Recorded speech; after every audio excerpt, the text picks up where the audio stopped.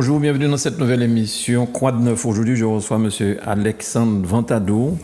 Il est le président de la commission Attractivité, Développement économique, numérique et tourisme.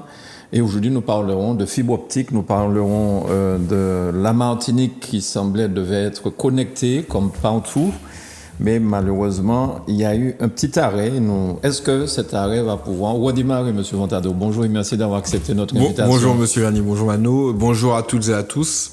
Alors, il n'y a pas eu d'arrêt, hein. Il y a un fort ralentissement. Il y a un chantier qui patine, qui aurait dû voir une Martinique fibrée à 100% en 2022, ce qui n'est pas le cas, donc on va en parler. Ouais. C'est un chantier auquel on a donné une accélération ces derniers mois. Ça repart, pas encore assez fortement, mais ça repart. Et là, on est en train d'accélérer pour atteindre des premiers objectifs à la fin de l'année 2022. Je vais en parler. Et puis d'autres objectifs à partir de 2025. Aujourd'hui, combien de foyers martiniquais qui ont la fibre optique, si on peut dire ça comme ça? Alors, le découpage est complexe. Oui. Donc, je vais essayer d'être synthétique.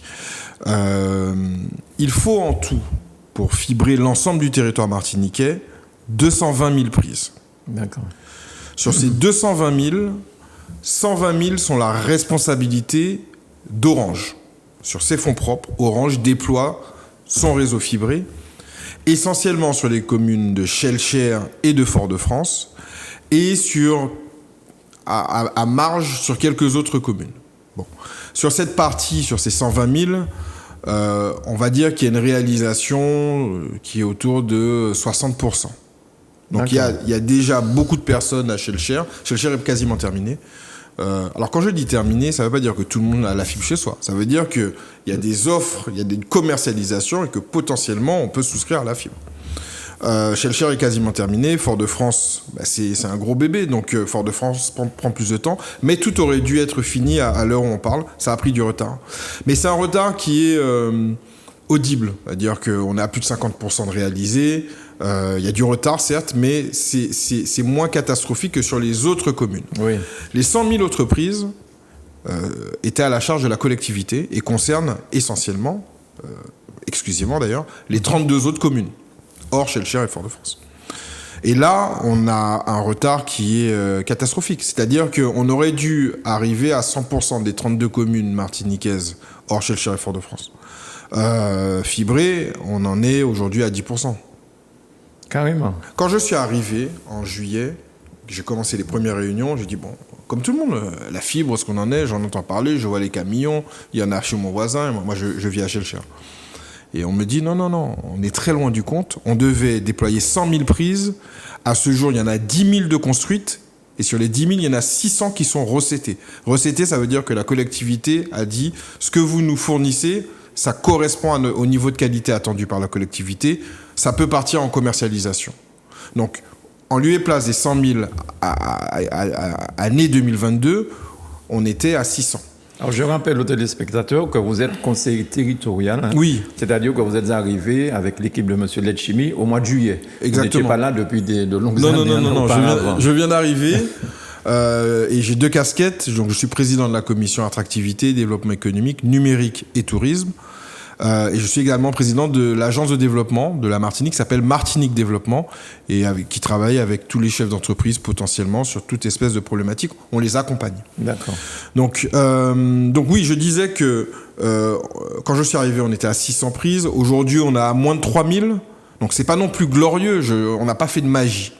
En revanche, on a relancé une machine qui complètement dérivait.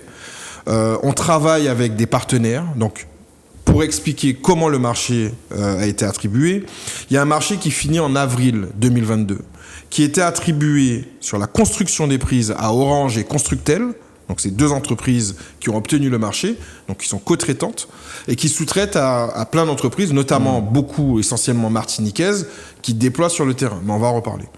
Et une fois que la prise est construite, mais c'est du matériel, hein, que la prise est construite matériellement, il y a une autre entreprise qui est SFR, qui a obtenu ce qu'on appelle une délégation de service public, donc sur un temps très long, de 25 ans, qui a le rôle de prendre ces prises-là et de les commercialiser. Donc de les faire entrer dans un réseau et de les vendre à Orange, à soi-même, à SFR et à tous les acteurs qui voudraient commercialiser des offres sur la fibre. Ça a beaucoup patiné. On a vraiment relancé la machine aujourd'hui. On travaille, c'est un travail collectif. Il y a eu beaucoup de manquements. On peut en reparler, mais il y a eu beaucoup de manquements. Mais là, j'ai l'impression que tout le monde tire vers le même but. Et j'ai bon espoir que sur le marché actuel, en lieu et place des 100 000, on arrive à la fin de l'année à 20 000. Et, autre action forte, on a relancé un marché pour 4 ans. Donc les consultations ont été lancées. On attend de voir qui va candidater. Ensuite, on va choisir un candidat. Ça va prendre un certain temps. Et à partir de la fin de l'année, il y aura un nouveau délégataire sur le marché de la construction, qui soit entreprise sortante ou une nouvelle entreprise, et qui aura 4 ans pour arriver à la finalité, les 100%. Moi, mon engagement auprès de la population martiniquaise, et tous les services administratifs autour de moi et beaucoup d'élus autour de moi, parce que je travaille également avec Fernand Odona sur les travaux publics, et puis Nicaise Morose côté exécutif. Enfin voilà, on est une équipe élargie. C'est qu'à 2025, donc d'ici 3 ans, 80% du territoire soit fibré. D'accord. Alors il y a aussi le problème du financement de tout ça. Il y a des fonds européens. Ouais. Et lorsque les travaux ne sont pas faits, lorsque les fonds n'ont pas été, consommés, cet argent repart, mobilisé, cet argent repart là-bas. Exactement. Est-ce que vous avez les moyens de retenir ces fonds en Martinique? Parce que je pense que vous avez besoin peut-être encore plus de fonds pour ne pas laisser ceux-là repartir. Alors c'est un dégagement, c'est ça? C'est un dégagement. C'est une très bonne remarque, parce que c'est pas la collectivité territoriale de la Martinique qui finance 100% de ces travaux. C'est un chantier de 140 millions d'euros. C'est un énorme chantier. On peut le comparer à d'autres chantiers de travaux publics. On peut penser à l'eau, on peut penser à plein de chantiers du même acabit, peut-être plus importants, mais c'est lourd. Sur ces 140 millions d'euros, il y a une grosse part qui incombe à l'Europe. Donc on a mobilisé des fonds européens, et une part qui incombe à l'État. Donc on a mobilisé des fonds d'État. C'est ça. Et le reste incombe à la CTM. On a des délais à respecter. L'Europe nous dit, on veut bien vous prêter 35 millions d'euros, mais il faut que le chantier soit réalisé à fin 2023. Oui. Donc on négocie. Donc ils étaient là hier, les commissaires européens, et j'ai fait des visites de terrain avec eux, et les agents administratifs ont fait des réunions avec eux pour les convaincre que, certes, on a pris du retard, mais on est emballant. On veut y aller, on va y aller. On a des gens sur le terrain, on a des gens dans la sphère politique, on a des gens dans la sphère administrative qui font tout pour qu'on puisse y arriver. Il faut les convaincre, ces gens-là. Sinon, ils disent, comme vous ne savez pas quoi faire de l'argent, on va le reprendre, on va le mettre ailleurs. Oui. C'est un classique donc du dégagement, et c'est ce qu'on va éviter. Mais là, il touche quand même du doigt une réalité. Nous sommes des insulaires, on est loin de la France. Si vous avez besoin de quelque chose rapidement, il y a l'acheminement, il y a tout ça qui... Il y a plusieurs facteurs qui ont expliqué ce retard. Il y a l'insularité qui est une complication supplémentaire, mais bon, quand on prend le marché sur le territoire, particulièrement quand on est une entreprise qui connaît le territoire, Orange est un partenaire du territoire, et c'est pas d'aujourd'hui. Orange connaît le territoire. Et puis, le déploiement de la fibre, ça ressemble à d'autres déploiements, des déploiements électriques, ça reste du travaux public. Oui, bien sûr. On est conscient de ces choses-là. Maintenant, quand ça se passe mal, ça se passe mal. Quand il manque des poteaux et qu'il faut les acheminer, il y a un bateau. Enfin voilà, on connaît les limites de notre situation géographique. Il y a eu donc premièrement, il y a aussi l'inertie de très, très grosses compagnies, j'ai envie de dire, hein. Parce que ça peut être un peu compliqué des fois. C'est pas tant ça. Moi, la fibre se déploie partout en France. Et partout en France, il y a des retards. Nous, on a un retard qui est terrible. Mais on a regardé ce qui se passe ailleurs pour se dire, attends, c'est nous? Non, c'est pas nous. Qu'on soit en Bretagne, en Auvergne, etc. Ça prend du retard. C'est lourd à déployer comme dispositif, la fibre. Simplement, nous, on est plus en retard que les autres. Il y a eu, je pense, du coup, un arbitrage défavorable. Parce qu'il y a un nombre de personnes limité. C'est pas exponentiel. Donc, quand tel ou tel est engagé sur telle région française, ben, il se dit, je vais peut-être privilégier celle-là que celle-là. Donc, je pense qu'on a souffert un peu de ça. C'est ça. Je pense qu'on a souffert d'un manque de coordination. On fait travailler des gens ensemble qui sont dans une autre vie concurrents. On a Orange et Constructel qui construisent, on a SFR qui exploite. Il y a aussi une entente, une coordination à trouver entre ces partenaires-là. Et c'est là que je me dis que il y a certes la sphère administrative, et je travaille avec une équipe à la direction du numérique que j'ai vu former, qui fait son travail, qui connaît ces sujets, mais j'en appelle aussi à la nécessité d'une vraie volonté politique, de suivre, d'exiger, de mettre la pression, mais aussi pas une pression bête et méchante de dire on avait signé ça, il faut nous donner ça. C'est aussi comprendre ce qui ne va pas. C'est aussi savoir comment intervenir, parce que c'est un chantier territorial. On passe dans 34 communes de la Martinique. Donc j'ai des interactions potentielles avec 34 maires martiniquais, avec 3 EPCI. Et c'est ce travail de terrain avec la population. On a vu sur WhatsApp circuler il y a quelques mois une vidéo d'une dame qui n'était pas très contente que des gens viennent chez elle pour installer un poteau. C'est aussi ça la fibre. Ouais. C'est pas.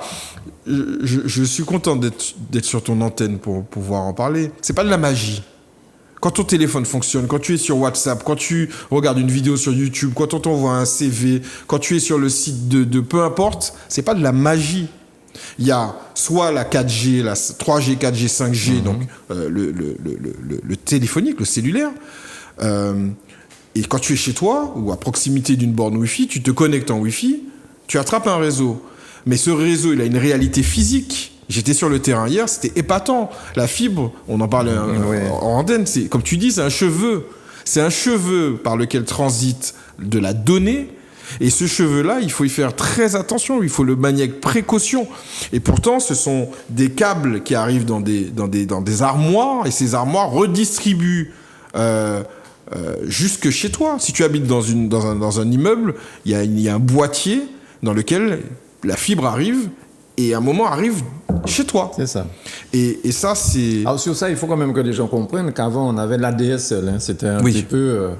comme si on avait une Twingo à l'époque. Aujourd'hui, on peut avoir une BMW, peut-être une Maserati. Mais en fait, vous avez dit ça tout à l'heure là, monsieur le conseiller territorial, c'est vrai que Orange informe que l'immeuble est fibré. Oui. Mais si vous ne faites pas la démarche, la fibre n'arrivera pas dans votre appartement. Bien sûr. Comme ça. L'immeuble est fibré, c'est à disposition des gens, mais vous avez encore à faire l'effort d'aller chez Orange pour dire « je veux la fibre optique ». Oui, c'est toute la démarche de SFR, donc, qui est en charge de l'exploitation, de rendre disponible ce qui a été construit et de permettre à Orange, à SFR, à Digicel, à Canal+, à d'autres, à Dauphin, de pouvoir commercialiser. Et oui, il faut se signaler à l'opérateur en disant, peu importe le moyen, mais en disant, oui, je veux la fibre chez moi. Et après, la mission de la CTM et la mission d'Orange sur sa partie, puisque Orange gère en propre une partie du développement, c'est comme l'eau. C'est de la rendre accessible. Il faut qu'il y ait de l'eau courante chez tous les Martiniquais. Mais tu peux acheter de l'eau en bouteille. Hein. Tu peux acheter de l'eau en bouteille. Tu peux me dire...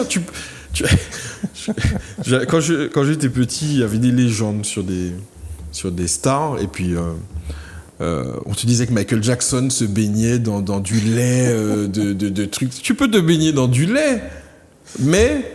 on a fait en sorte qu'il y ait de l'eau qui arrive chez toi. C'est ça. Ça, c'est notre responsabilité et c'est ce pourquoi on travaille tous énormément. Donc, il faut que les Martiniquais, une fois qu'ils voient la fibre près de chez eux, analysent les prix, se disent est-ce que j'ai besoin d'autant de puissance, d'autant de rapidité, quel est vraiment mon usage. Et c'est une éducation, en fait. Et puis, ils peuvent décider d'appeler et puis d'avoir la fibre chez eux. Mais enfin, les parents, adressez-vous à vos enfants aussi, parce que c'est peut-être pas les parents qui ont besoin forcément de beaucoup de puissance, sauf pour regarder Netflix et des films, des choses comme ça. Mais les enfants en ont besoin pour le travail scolaire. Il y a des vrais usages aujourd'hui. Donc, les gamins, les enfants, les scolaires, les étudiants puisque l'école s'est complètement digitalisée sur place. Donc déjà, ils en ont besoin à l'école. Ouais. Toutes les écoles, beaucoup d'écoles sont en souffrance et rentrent en contact avec moi en me disant « Monsieur Ventadour, c'est pas possible. On nous demande d'avoir des tablettes, des ceci, des cela, et il n'y a pas assez de réseau. Mais oui, effectivement, à la maison, les enfants ont besoin de connexion parce que le digital a pris beaucoup de place. Mais également les parents, les actifs, qui font des visioconférences, les Zoom, les Meet, les ceci, les cela, ben, c'est de la bande passante. Et nous, notamment, si vous regardez une plénière, vous voyez que les élus, pour beaucoup, se plaignent. Ah, je suis à tel endroit, ça passe pas, au Prêcheur, à Grand-Rivière, parfois même à Fort-de-France. Ouais. Et j'ai pas assez de réseau parce que, en fait, tous nos nouveaux usages, notre façon de vivre, tend vers le numérique et l'utilisation du téléphone portable et de l'ordinateur. Et donc, ça devient très gourmand. Je regarde Netflix à la maison. Mon enfant est sur Snapchat. Mon voisin qui est passé à la maison regarde en même temps qu'il me parle quelque chose sur etc., etc., etc. Sans parler des objets connectés, on va arriver de plus en plus dans des logements intelligents, notamment auprès de nos seniors. Quand un senior est seul chez lui, qu'il est vulnérable, qu'il est malade, qu'il a une maladie Alzheimer ou autre, et qu'il chute, c'est une des choses les plus graves pour les personnes âgées, c'est la chute qui va amener des complications. Aujourd'hui, il y a des moyens technologiques d'en être avertis. Il y a des logements intelligents avec des capteurs qui permettent de savoir ce qui se passe. Qui permettent de savoir telle personne, est-ce qu'elle a mangé, etc., etc., etc. Tous ces nouveaux usages-là, encore une fois, c'est pas de la magie. Ça se connecte au réseau. Et le réseau, c'est des câbles qu'on tire et qui passent sur les mêmes voies parfois que des câbles électriques. C'est de la voirie, c'est de ce qu'on appelle du génie civil. Donc c'est des gens qu'on voit au bord des routes qui font de l'élagage parce qu'il y a des arbres qui peuvent obstruer un passage aérien ou qui vont creuser des tranchées parce que on va essayer d'enterrer le maximum de câbles. Oui. Et d'ailleurs sur ça, il y aurait une concertation peut-être entre plusieurs sociétés. On passe l'eau, on passe le courant, après on passe la fibre optique. Ce serait bien qu'ils se concertent et faire une fouille une fois pour toutes. Mais je prévoir, en fait, c'est de la prévention. Ah oui, c'est avoir déjà une vision au-dessus de tout ça et voir à 15 ans, c'est voir à 25 ans pour qu'on ait une seule tranchée dans laquelle tout passe, que tout soit très propre, etc. Mais j'en parlais avec le président de l'Assemblée, Lucien Salibert, tout à l'heure, qui parlait de son expérience du Saint-Pierre, des canalisations d'eau et de la perte d'eau qu'il peut y avoir à Saint-Pierre. Il y a des choses qui datent d'après l'éruption et qui jusqu'à maintenant ne sont pas renouvelées parce que c'est un tel chantier, c'est de telles sommes qu'on ne peut pas tout engager. Ce qu'on peut faire et ce qu'on fait, et c'est pour ça que ça a aussi été une cause de ralentissement, c'est-à-dire l'exigence de la collectivité par rapport aux partenaires, donc des documents très bien écrits. Quand vous arrivez dans une armoire, vous avez des câbles de partout. Et Orange vient mettre la fiche chez vous, il prend une fiche, SFR vient, il prend, etc. Ça peut très vite être le bordel. Permettez-moi l'expression. Donc il faut que tout soit très bien renseigné pour que même dans 5 ans, dans 10 ans, dans 20 ans, on sache où et quoi et qu'on puisse continuer d'intervenir. Et la collectivité se doit d'être très exigeante sur ça parce que nous, on s'inscrit dans le temps. Moi, j'ai une action, je viens d'arriver, le mandat finit dans quelques années, il y a quelqu'un qui prendra la relève et quelqu'un qui prendra la relève, etc., etc. C'est ça. Et ça reste du service public, du travaux public, et il faut qu'il y ait une pérennité de continuité, quoi.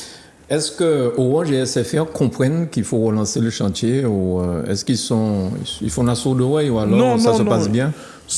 Vous n'êtes pas obligé d'aller jusqu'en métropole peut-être? Si. Vous devez aller là-bas les voir.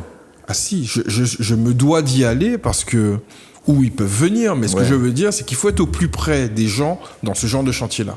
Parce que il y a, tu l'as dit tout à l'heure, il y a l'inertie, c'est j'ai mis des personnes en place, ça a l'air de bien se passer.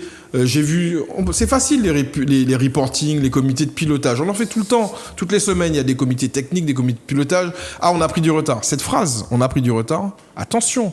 Tu l'as dit 1 fois, 2 fois, 3 fois. Tu peux le dire pendant 20 réunions de suite. Et le retard, en fait, il ne se rattrape pas. Donc, j'y vais. Là, je pars en France ce soir. J'ai des rendez-vous avec eux sur ce marché. pour savoir où on en est, pour voir si les derniers engagements pris sont tenus, et puis aussi pour les aider, parce que ils ont des points de blocage qui peuvent être financiers. Est-ce que la collectivité paye en temps et en heure? Administratif? Est-ce qu'on peut pas s'assouplir sur certaines normes, etc. Est-ce qu'on peut pas intervenir dans telle ou telle commune, etc. Donc, moi, je vois pas, c'est pas une compétition. C'est-à-dire, tu as remporté un marché, je ferme les yeux et puis j'attends juste que ce soit fait. Non, ça marche pas comme ça. Et puis demander des dommages et intérêts au bout du compte. Il y aura des pénalités. Ouais. Parce qu'il y a eu beaucoup de retard, il y a eu trop de retard. Il y aura des pénalités, mais même dans un cas de pénalité, c'est inscrit dans un contrat, tout le monde est au courant, on trouve un moyen de les régler de la meilleure façon possible. Et puis c'est pas ça le but, percevoir des pénalités. C'est ça, le but c'est que ce soit fait. Le travail soit fait. Quand le commissaire européen me disait hier... les pénalités, oui, moi, si vous prenez tout l'argent et que j'ai la satisfaction d'avoir fibré le territoire martiniquais ou d'y avoir contribué, moi, c'est ce que je veux. Ça, ouais. Donc, oui, moi, je suis au taquet. C'est un des projets, un, qui me passionne et deux, qui est nécessaire à mettre en place tout le reste de ma stratégie numérique. Et j'ai beaucoup de choses à mettre en place. Donc oui, s'il faut les voir tous les 3 mois en France, je les verrai tous les 3 mois en France. Je les vois déjà toutes les semaines, tous les mois sur des comités techniques, pilotage. Et puis surtout, il y a des équipes dont c'est le métier qui, elles, font ce travail-là très régulièrement, qui me rendent des comptes, avec qui on travaille. Et quand je dois intervenir, j'interviens. D'accord. Monsieur Alexandre Tadou, merci beaucoup d'avoir pris ce temps pour expliquer aux téléspectateurs de la Martinique le problème que nous subissons avec ça. Mais qu'on va résoudre. On va y résoudre. En tout cas, je le souhaite pour vous et puis pour les Martiniquais. Ce désert, cette fracture numérique dont on parle depuis tellement de temps en France aussi. Hein. C'est pas seulement ici. Que tout ça si ça peut être mieux ici, pour une fois, pourquoi pas. Merci beaucoup. Merci et puis, bonne réunion en France. Revenez avec de bonnes nouvelles. Oui, merci. Très bien. Merci, monsieur Alexandre Tadou, conseiller territorial de la CTM. Merci, Manuela, et merci à vous de nous avoir suivis.